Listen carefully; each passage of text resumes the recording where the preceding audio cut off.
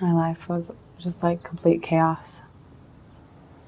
Nothing ever stable, nothing ever consistent. I felt like my whole life like I was missing something. In my freshman year of high school, I got introduced to meth. And it was like, boom, that was it. That's what I had been missing. It was like euphoria. Like everything in my head had finally gotten quiet. It was all right for once. It always start off where I just started getting loaded like on the weekends. And then my Sunday run into my Monday and Tuesday and Wednesday. And then it just was a downward spiral. And it always ended up behind bars. The worst of times, I had just gotten out of jail. I didn't have a house anymore.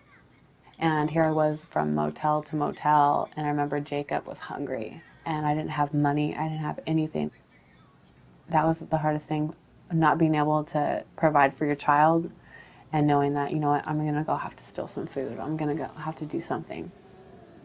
That's when I felt completely broken, and that's when I cried out to God, okay, something has to change.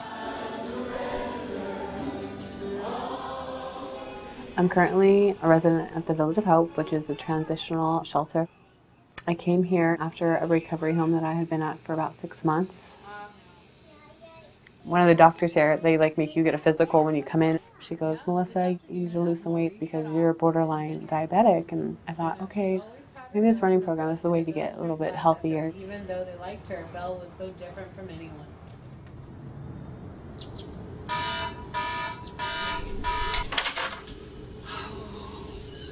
Up and Running had been coming here and training the students for half marathons.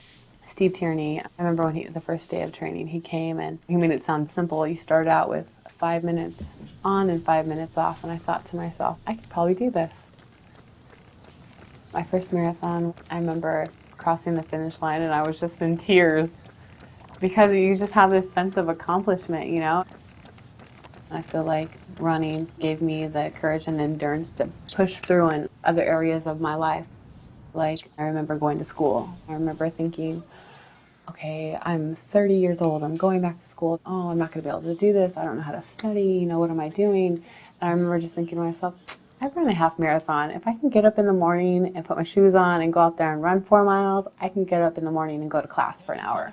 We appreciate you being out here, all of you being out here. It just builds your self-confidence, especially with me and my kids. You know, Jacob's like, oh, my mom runs half marathons, you know, and he's so proud of me. It's like, oh, I'm proud of me too, babe. It shows them discipline, you know, it shows them like, this is what we do. When I say, hey, I'm going to start training for this half marathon, we say something, we do it. We do what we say. Before I got sober, when I would get mad or angry, I would turn to drugs or alcohol. And running is a healthy way for me to escape. It's a healthy way for me to cope today. You would have told me that I would have 2 amazing children and a man that loves me today. I would never thought that would be possible. Coming out of that drug addiction, I was so broken and I couldn't even look at myself in the mirror from the things that I had done. And to think that I was worthy of grace and mercy and love, for me that was such a far thought.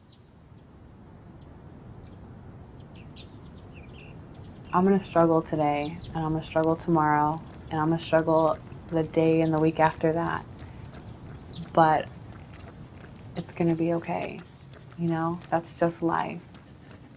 And today I can handle life.